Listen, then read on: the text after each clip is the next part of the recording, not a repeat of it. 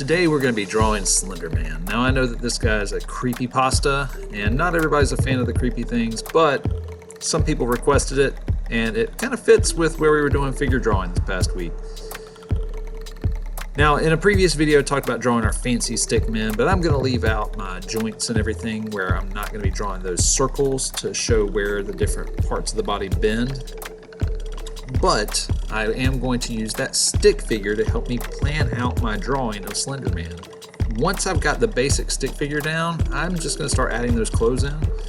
Don't forget those cuffs that come out of his jacket, and I'm going to keep it simple with his hands here. If you need to pause at any point to get any of these details down, that is okay.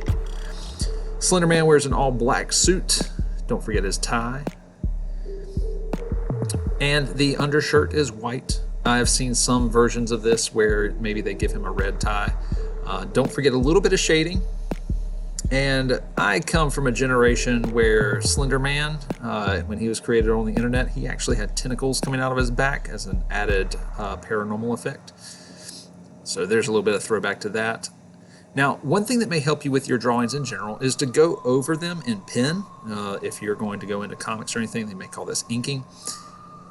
And then that also makes, if you go back and erase some of your details, it's a little bit cleaner. And you'll also see missing lines where like I had there.